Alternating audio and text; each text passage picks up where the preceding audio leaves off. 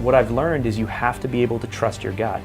But most of us really suppress that. Most of us try to rationalize it or try to go against it just to be nice, or just so that way more people will listen to you or more people will like you. Yeah. And so where do you start? You don't start with me actually or anything I have to say. You start with your book that you wrote. You start with your one word. And so understanding and being able to work through your one word helps you get to that core essence. My one word is extraordinary. And so there are things that I choose to do without even realizing it because I'm always trying to lean to the extraordinary. I don't want things to be ordinary. Yeah. I don't want things to be average. Yeah. I don't want things to be, if you can get it from us or get it from somewhere else, why would you pick us? Welcome back. I'm sitting here with Mark Drager. He has started a $1 million plus marketing agency, and this series is designed to help you guys do the same with your company. This is episode 3. In the past, we talked about, what was the first one?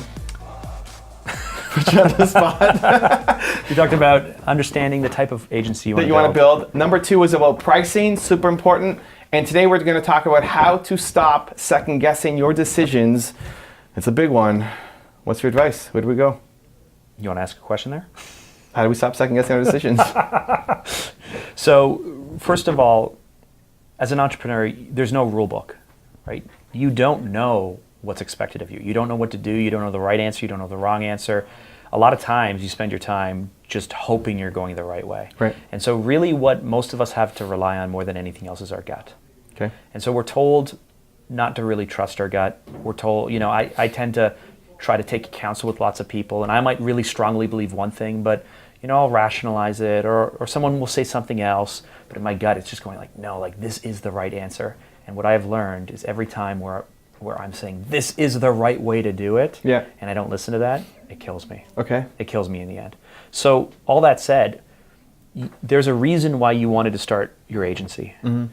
There's a reason that the clients have chosen to work with you, right? There's a reason people are telling you you're good at your given craft.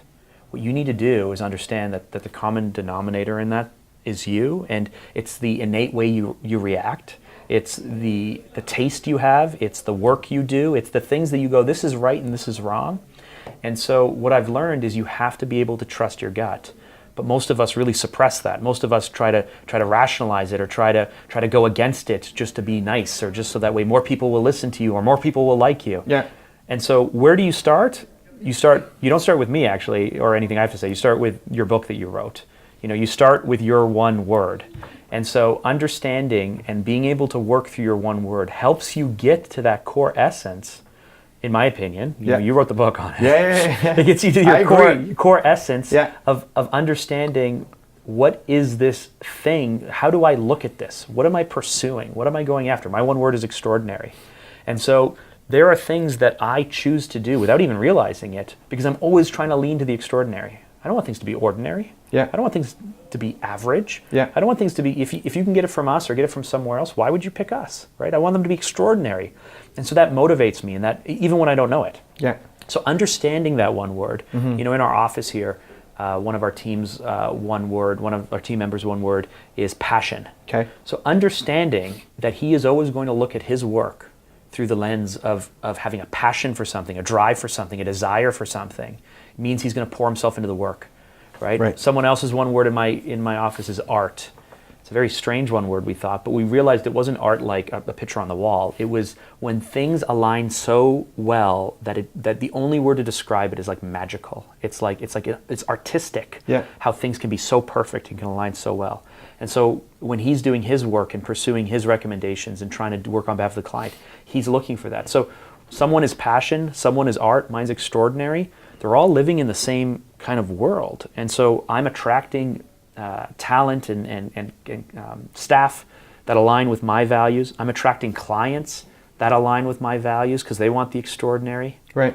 And so to answer the question, like, how do you trust your gut? Yeah. How do you make better decisions? Mm-hmm. It's actually understanding who you are, understanding why people like you, why people don't like you. A lot of people find me loud or abrasive, or I don't think things through long enough, or because I try to come at everything, I think, with a lot of heart, and some people think I could be more polished or more this or more that or whatever it is. Okay, cool. Some people don't like me. I can't change to make them like me. Yeah. But what I can do is embrace who I am, embrace my one word, how I approach things, and just do more of it. Be more comfortable sharing it. Be more comfortable owning that, and you're going to attract more people. You're going to build a better culture, and you're going to trust your decisions more, because you know, like I take comfort in knowing that clients come to work with us because they like me. Okay. Right? They like what I have to say. They like what I have to do. They like me. The people I hire believe the same things I believe. So if people come to work with me because they like me, they're going to like the people who I have on my team. They're going to like our recommendations. We're going to deliver a project, and they're going to like the project, right? I take comfort in all of those things aligning, because as I'm making decisions to hire someone, I'm like, no, they need to click in with us. I don't need to change for them. When I'm making decisions on pitching for clients, if I feel that connection, we just talked about pricing and would you do things for free? Yeah. If I feel like this is a great opportunity, this is a great client, it's like, sure, I'll do it for free. Of course I will, because we share the same values and we have the same things. But that only comes from me understanding me and having the confidence to be able to do that. And so if you work through your one word, if you understand what makes you you, if you understand why people like you, then you can attract more of those clients, more of those people, and you can make decisions with more confidence. Right. So if I'm just getting started, I've got this big decision in front of me. Should I take this path or this path? Is it for you come back to what would the extraordinary version of Mark do, or what would make this extraordinary, and that helps shape your decision? I think I have learned to trust my gut more. Okay. So I know that I pursue things because I want them to be extraordinary. Yeah. And most of the time that helps me. Sometimes that gets me into trouble. Okay. Right? Sometimes I overinvest in projects that, like, I just spend more time and energy on stuff to make it extraordinary when no one asked for it to be extraordinary and no one wants it to be extraordinary. And is that good? Like, your client doesn't want extraordinary, but you want to. Well, it helps me realize that they're not a great client for us. Right?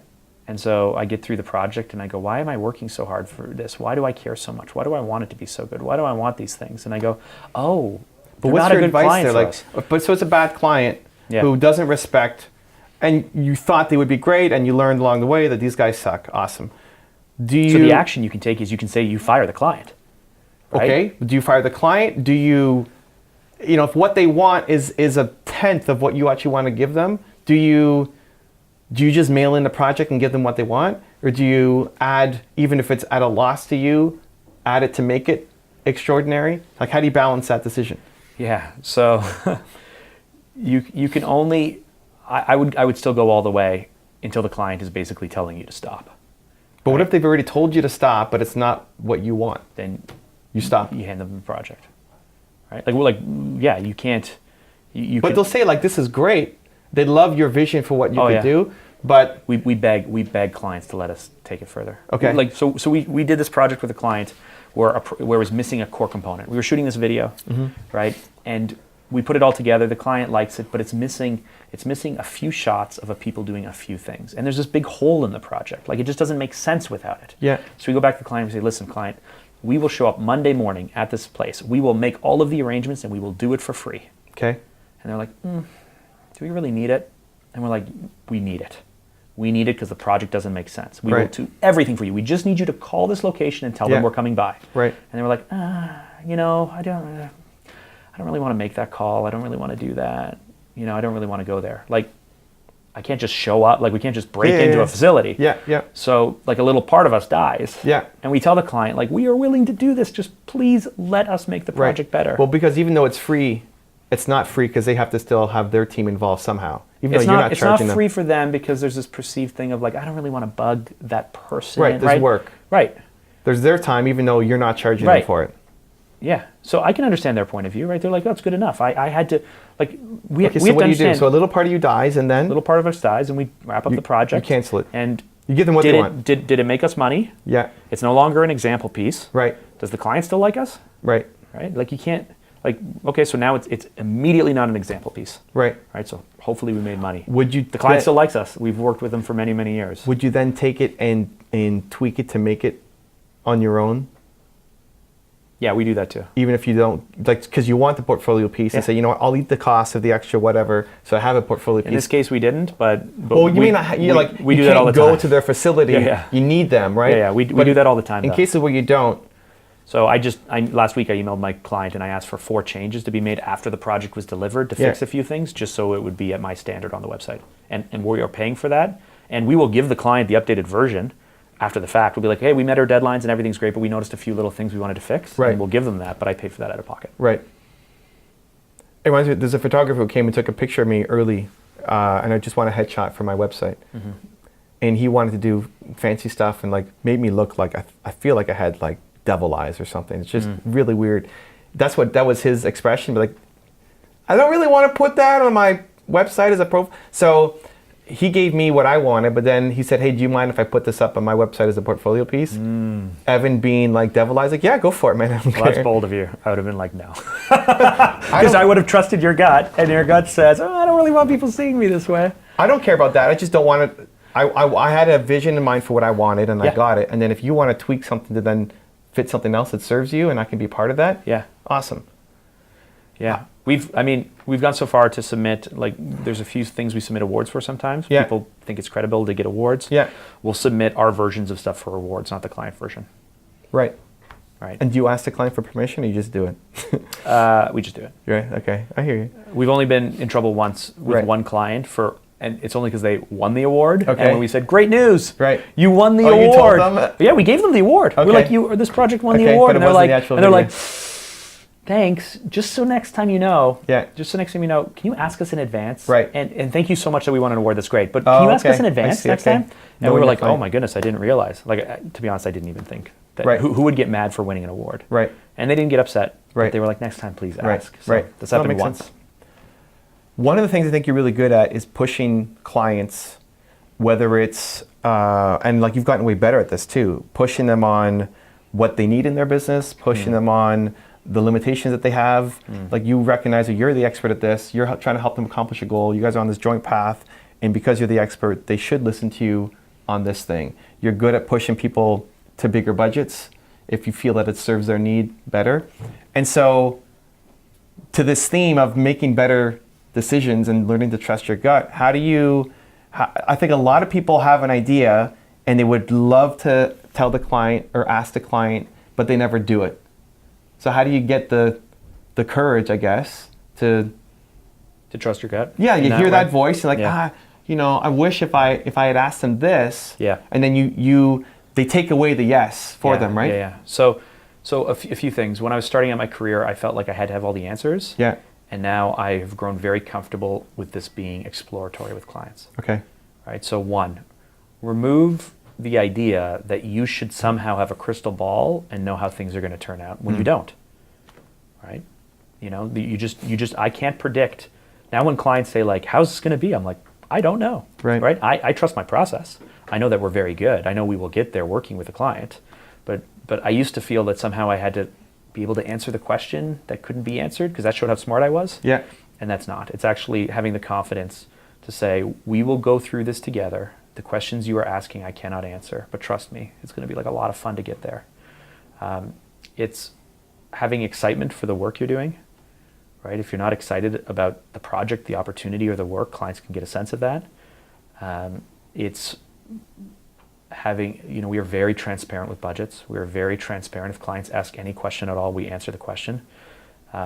We've only ever had one client ever say like, hey, let me see the budget breakdown. Yeah. Like the actual like hours and budget and hourly rate. One client. Yeah. We do like 100 to 140 projects a year for the last 12 years, and we've had one client ask for that, and we gave it to them. Yeah. And they said, oh gosh, I wouldn't spend money this way. I said, okay, how would you like us to spend your money? But we're very open. And I believe that the clients understand that. Like things cost money.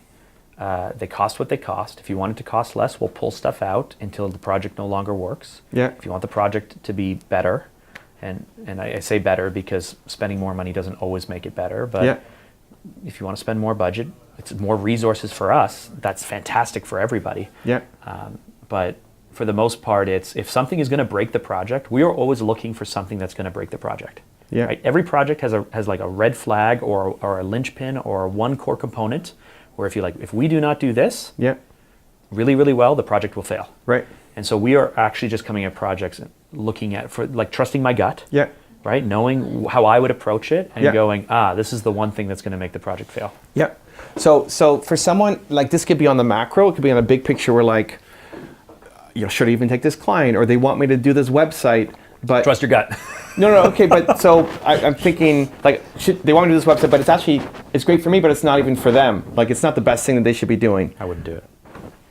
Or in a little mini scenario where you're shooting a video and you think there should be an extra light, and so you pause and you say, hey, can we bring in an extra light? Yeah. Where it might be inconveniencing them, but like I'm trying to get the best video for you out.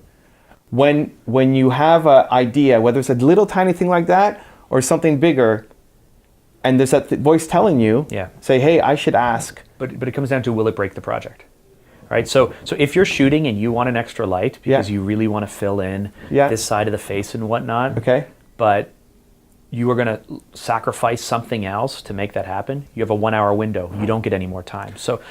But if it will not break the project, if you can save it later, if you can edit around it, if you can fix it, if you can fix the code, if you can rewrite it, if you can take a photo better later, it's not cornerstone, then if you can, bring it up, but don't lose sight of the big picture of delivering the project. Sure. But if it's going to break the project, you have to say something. Okay, so that's it. So if it's going to break the project, it's an important decision. You got the voice telling you I should say something, but you're afraid.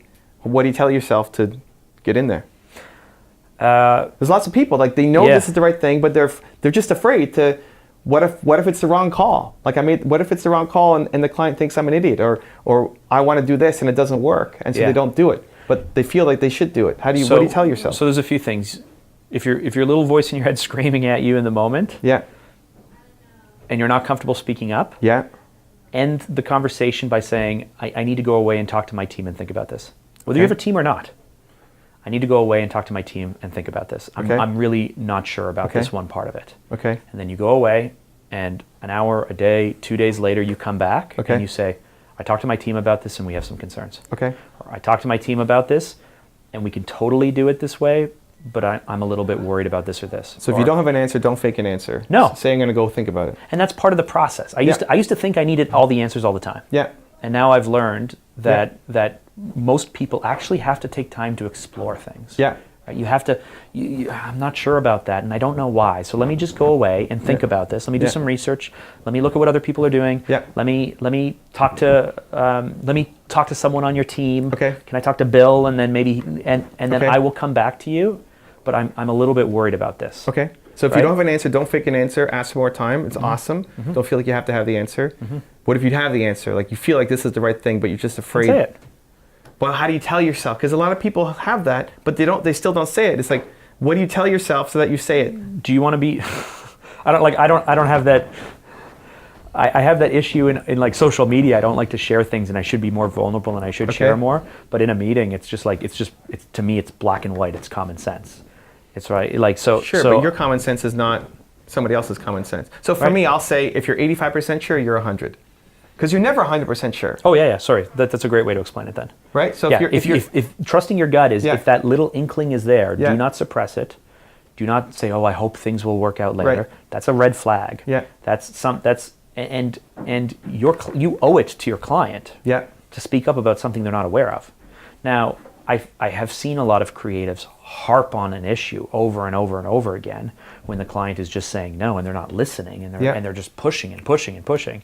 But that's not what we're talking about. We're not talking about the 10th time you're going back to the client. Yeah. Or we're not talking about arguing with a client to try and prove you're right and they're wrong. Right. This is just if you're sitting in the meeting and someone's like, let's go left, and you're like, guys, I think we should go right. Yeah. Then you need to speak up. Okay. I love it. So takeaways I'm hearing are one, figure out your one word. It gives you a lot more clarity, confidence. That's an easy one for me. But for yourself and your team, which was interesting, like the people who you work with, you want to know their one word so you can help them with what they're doing. Oh, yeah. You understand them better. Two, when you work with clients, if you don't have an answer, don't fake one and just say you need some more time. And three, when you have that little voice saying that you got to step up, then practice listening to it and stepping up. Okay, so this is part of a 10-part series on how to build $1 million marketing agency. Don't sigh.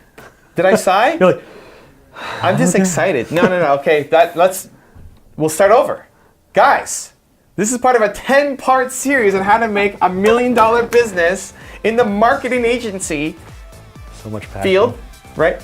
And next we're going to talk about, in the next video, it's right there next to me, we're going to talk about how to understand your market and your competition. Go check it out.